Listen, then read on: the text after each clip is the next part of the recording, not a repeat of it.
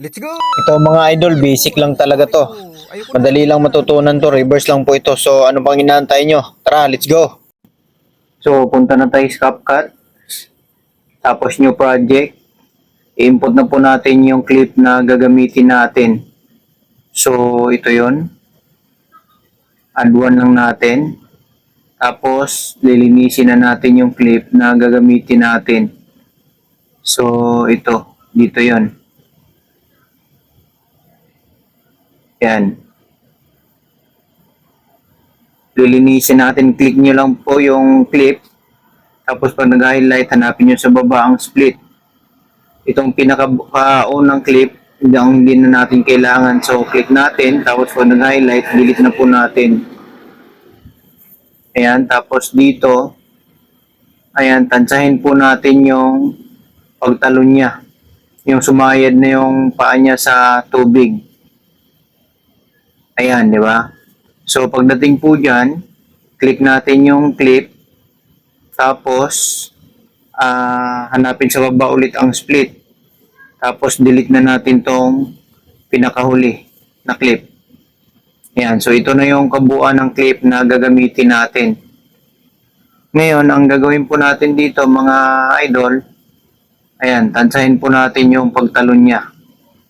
Ayan. So, click natin yung clip, tapos split. Yan.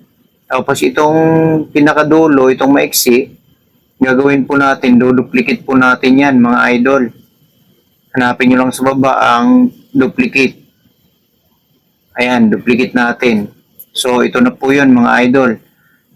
Ang kasunod po na gagawin natin, hold lang natin to, tapos lipat natin dito sa unahan.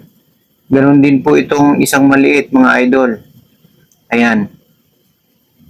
Tapos, ganito na. Play natin. So, ayan, tumalon, di ba? So, ngayon, ang gagawin po natin mga idol, itong pangalawang clip, ano po yan? Reverse po natin yan. Click natin, pag nag-highlight, hanapin natin sa baba ang reverse. Reverse po. So, ito. Ayan. Antayin lang natin na mag-process po yung reversing. Antayin natin na mag 100%. Tapos makikita na natin yung result kung ano yung ginawa niya. Medyo mabagal lang po at yun nga, hindi tayo gumamit ng data, wala po tayong wifi din. Naka-offline po tayo.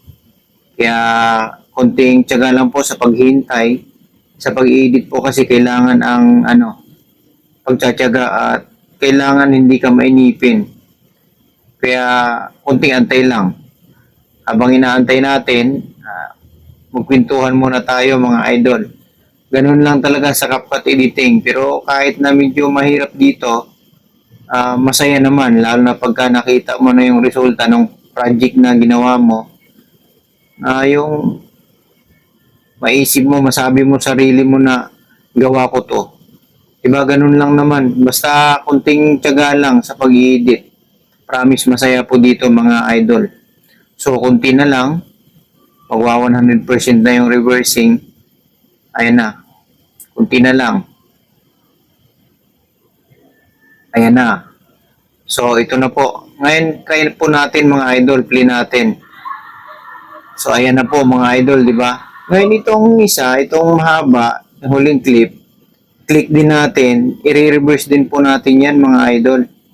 Hanapin ulit sa baba, i-click nyo lang yung clip, tapos hanapin nyo ulit sa baba ang reverse. Ayan. Tulad kanina, mag-aantay din tayo sa reversing hanggang umabot ang 100%. So ayan, mabilis na kasi kanina nag-ano po yan. Ngayon, play po natin mga idol. So ayan na, di ba? Ayan. Ngayon, tatanggalan lang natin to ng mga sound. Yung volume niya, i-mute lang natin. Ayan. Lahat po, i-mute natin. Tapos, kayo na po bahala mga idol ang maglagay ng sound effect.